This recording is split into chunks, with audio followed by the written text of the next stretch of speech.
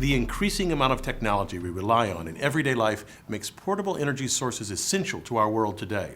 We can power our cell phones and laptops with lithium-ion batteries, run flashlights from alkaline ones, and many of our watches depend on batteries constructed with silver oxide. This one, though, may be the most important of them all. Now, I know it seems a clunky, old-fashioned thing. It was invented in the 19th century, but it still makes our world move by starting our cars, motorcycles, and trucks. No wonder it's the best-selling battery. If you understand how this battery operates, you can grasp the principles underlying any of the newer ones and even see why no single type of battery can be used in all applications. Let's take a look inside.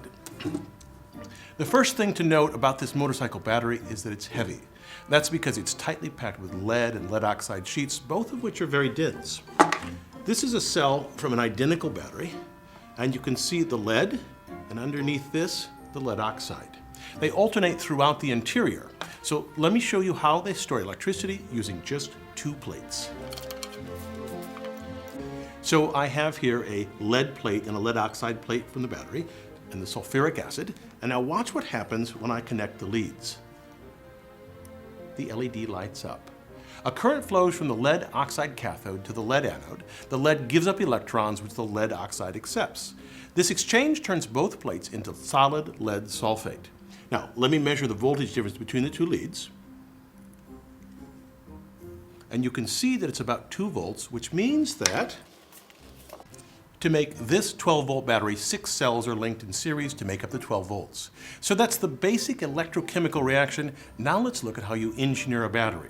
We want a battery to have a high density of either energy or power, and that difference being that batteries with a high energy density can store large amounts of energy and release it reliably over long periods of time, whereas batteries with a high power density release large amounts of energy quickly. This battery was designed with power in mind because we need a burst of nearly 400 amps to start a motorcycle. To save space, we need to pack the plates in here tightly, but in order to ensure that the electron transfer takes place through the terminals, the plates are mechanically separated by these permeable layers. Now, let me show you 2 plates from a discharged battery so you can see the effect of a deep discharge of a battery. If we look at these 2 plates, we can see the effect of a long-term discharge. This light coating here is lead sulfate. That explains why if you run a car battery to 0 charge a few times, you're likely to kill it. As the battery discharges, lead sulfate cakes the space between the plates. If too much builds up, you'll never be able to recharge the battery. This highlights how every different application needs a different type of battery. You see, with most engineered objects, there are going to be trade-offs, giving away some characteristics you want to gain others that you must have. Indeed, the toughest part of engineering often ends up being balancing the trade-offs in a design. For example, a car battery does a great job starting a vehicle, but not running one, like an electric car. Nor is it a good candidate to store energy from solar panels in a house. There, we harvest energy from the sun, charge up the batteries, and then use the stored energy in a variety of ways until the batteries die, and then recharge them with the sun's energy. For this use, you would use what is called a deep cycle battery. As the name implies, this battery's capacity can be largely used and then recharged easily. To convert an SLI battery, like used to start a motorcycle or a car, into a deep cycle battery, we do 3 things. We use thicker electrodes to increase energy density, space them further apart so lead sulfate debris can fall off of them, and add room below where that debris can accumulate. The trade-off is that it's larger, heavier, and gives off a lower current than a car battery.